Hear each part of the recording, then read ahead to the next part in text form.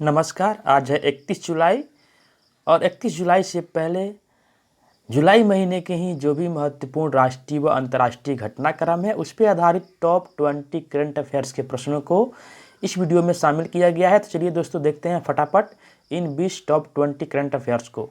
सबसे पहले, भारतीय मूल की महिला अर्चना सोरेंग को संयुक्त राष्ट्र महासचिव एंटोनियो गुटेरस ने अपने सलाहकार समूह में शामिल किया है। ये काफ़ी महत्वपूर्ण खबर है। संयुक्त राष्ट्र के जो महासचिव हैं एंटोनियो गुटेरस, उन्होंने अपने सलाहकार समूह में भारतीय मूल की एक महिला अर्चना सोरेंग को शामिल किया है। इसके बाद अगला है, मानव संसाधन विकास मंत्रालय का नाम बदलकर शिक्षा मंत्रालय कर दिया गया है। दोस्तों, अभी हाल ही में जो हमारा एचआरडी मिनिस्ट्री है और इसके जो मंत्री हैं रमेश पोखरियाल निशंक, तो इस मिनिस्ट्री का नाम बदल के मोदी सरकार ने शिक्षा मंत्रालय कर दिया है। इसके बाद दोस्तों अगला है, केंद्र सरकार ने हाल ही में नई शिक्षा नीति 2020 की मंजूरी दी है। नई शिक्षा नीति के लिए के कस्तूरीरंगन समिति गठित की गई थी। तो जो नई शिक्षा नीति 2020 लागू की गई है या किस समिति की सिफारिशों पर लागू की गई है, तो आप कह सकते हैं कि कस्तूरीरंगन समिति की सिफारिशों पे नई शिक्षा नीति का मसौदा तैयार किया गया है। और दोस्तों, इस नई शिक्षा नीति 2020 पे एक वीडियो स्पेशली आपको डिस्क्रिप्शन में मिल जाएगा, उसको आप वहाँ से देख सकते हैं कि नई शिक्षा नीति 2020 क्या है और शिक्षा नीति में कौन कौन से महत्वपूर्ण बदलाव किए गए हैं। और 10+2 की जो फॉर्मेट है उसे ख़त्म करके 5+3+3+4 फॉर्मेट की शुरुआत की गई है। तो ये 5+3+3+4 फॉर्मेट क्या है, इन सभी बातों को आप नीचे दिए गए डिस्क्रिप्शन में जो लिंक है वीडियो का उसे देखकर आप समझ सकते हैं। तो दोस्तों अब देखते हैं अगले करंट अफेयर्स को। तो अभी हाल ही में 29 जुलाई को विश्व बाघ दिवस मनाया गया। बाघों की लुप्त होती प्रजातियों की ओर ध्यान आकर्षित करने, उनकी रक्षा करने, बाघों के पारिस्थितिकीय महत्व को बताने के लिए अंतर्राष्ट्रीय बाघ दिवस मनाया जाता है। इसके बाद दोस्तों अगला है, 28 जुलाई को विश्व प्रकृति संरक्षण दिवस मनाया गया। वर्ल्ड नेचर कंजर्वेशन डे प्रतिवर्ष 28 जुलाई को मनाया जाता है। नेचर कंजर्वेशन डे का मुख्य उद्देश्य विलुप्त होने की कगार पर पहुंच चुके जीव जंतुओं और वनस्पतियों की रक्षा करना है। तो 28 जुलाई को विश्व प्रकृति संरक्षण दिवस मनाया जाता है। इसके बाद दोस्तों अगला है, सिंगापुर में कोरोना महामारी के दौरान एक योद्धा के तौर पर काम करने वाली भारतीय मूल की नर्स कला नारायण स्वामी को राष्ट्रपति पुरस्कार से सम्मानित किया गया है। यह पुरस्कार उन्हें सिंगापुर के राष्ट्रपति के द्वारा दिया गया।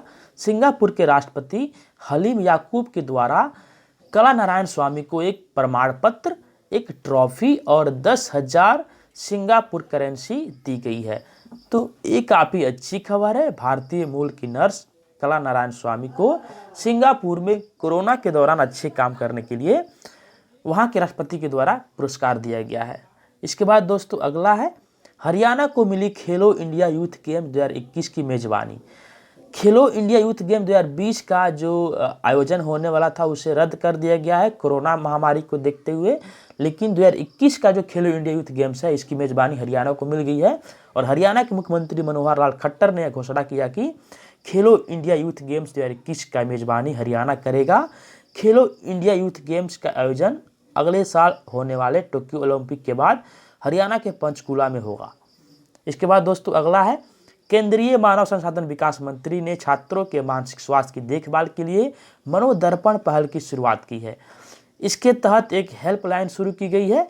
इसके तहत छात्र सुबह 8 बजे से रात्रि के 8 बजे तक टेलीफोन करके अपने तनाव और अवसाद से संबंधित कोई भी जानकारी और सलाह प्राप्त कर सकते हैं।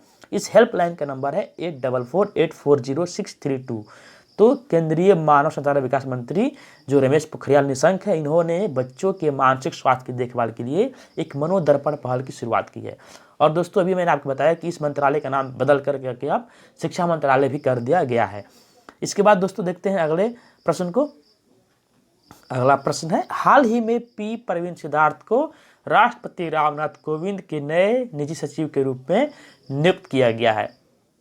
तो रामनाथ कोविंद के नए सचिव कौन है, तो पी परवीन सिद्धार्थ। इसके बाद दोस्तों अगला है, 20 जुलाई 2020 को संयुक्त अरब अमीरात कि अरब स्पेस मिशन ने मंगल ग्रह के लिए अपना पहला मार्स मिशन होप को सफलतापूर्वक लॉन्च कर दिया है। तो दोस्तों इस प्रकार संयुक्त अरब अमीरात पहला इस्लामिक कंट्री है जिसने मंगल के लिए कोई मिशन लॉन्च किया है और इस मिशन का नाम है होप। और जो इसके लिए यान का नाम है, जो अंतरिक्ष यान है, उसका नाम है अमल, अल अमल। तो यहाँ पे ध्यान रखना है कि मिशन का नाम है मार्स मिशन होप और जो रॉकेट है उसका नाम है अल यमल। और ये संयुक्त अरब अमीरात पहला इस्लामिक कंट्री है जिसने मंगल ग्रह के लिए मिशन लॉन्च किया है। और दूसरी यहाँ पे ध्यान रखने वाली बात है कि यह जो मिशन है यह जापान से लॉन्च हुआ है, यानी कि संयुक्त अरब अमीरात का जो मंगल के लिए पहला अंतरिक्ष मिशन है उसे जापान के स्टेशन से लॉन्च किया गया है। तो ये काफ़ी महत्वपूर्ण न्यूज़ है। इसके बाद दोस्तों अगला है वैश्विक विनिर्माण जोखिम सूचकांक 2020 में भारत को मिला है तीसरा स्थान। संपत्ति संबंधी परामर्श प्रदान करने वाली कंपनी कुशमैन एंड वेकफील्ड की वैश्विक विनिर्माण जोखिम सूचकांक रिपोर्ट के अनुसार चीन और अमेरिका क्रमशः पहले और दूसरे स्थान पर बने हुए हैं, लेकिन भारत ने एक स्थान छलांग लगाकर अब तीसरा स्थान प्राप्त कर लिया है। तो इस प्रकार वैश्विक विनिर्माण जोखिम सूचकांक 2020 में भारत को तीसरा स्थान प्राप्त हुआ है।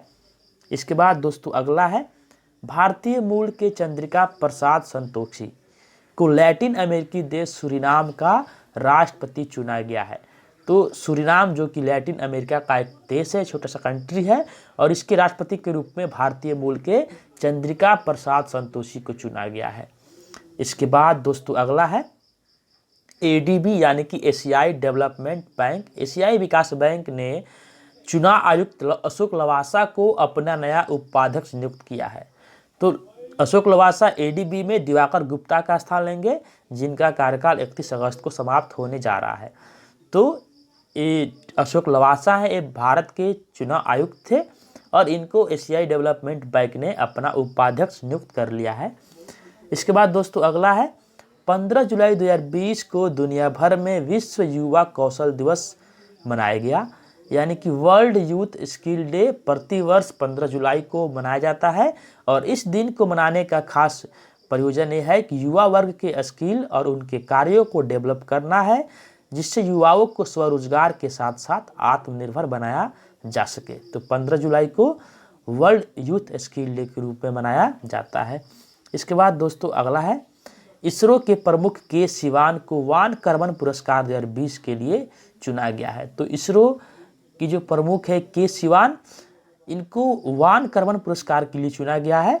वान कर्मन पुरस्कार विश्व में अंतरिक्ष विज्ञान का सबसे बड़ा पुरस्कार है और इसरो के चीफ के सिवान इस पुरस्कार को प्राप्त करने वाले तीसरे भारतीय हैं, यानी कि इसरो के सिवान से पहले 2 भारतीय वैज्ञानिकों को यह पुरस्कार मिल चुका है। वे हैं कृष्ण स्वामी कस्तूरीरंगन, के कस्तूरीरंगन, जिनका नाम अभी मैंने आपको बताया कि नई शिक्षा नीति जो गठित की गई है इसके लिए के कस्तूरीरंगन की अध्यक्षता में ही कमेटी गठित की गई थी।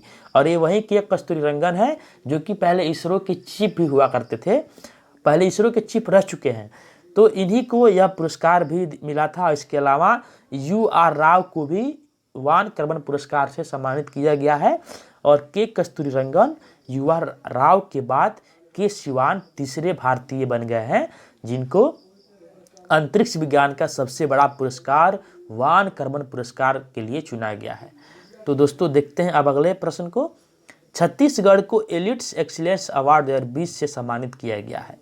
तो छत्तीसगढ़ जो राज्य है जहाँ के जो योजना है एक बहुत ही महत्वाकांक्षी योजना है सुराजी ग्राम योजना, और अन्य फ्लैगशिप योजनाओं की मॉनिटरिंग के लिए एक तैयार की गई मुख्यमंत्री दर्पण वेबसाइट एवं मोबाइल ऐप के लिए छत्तीसगढ़ को एलिट्स एक्सीलेंस अवार्ड 2020 से सम्मानित किया गया है।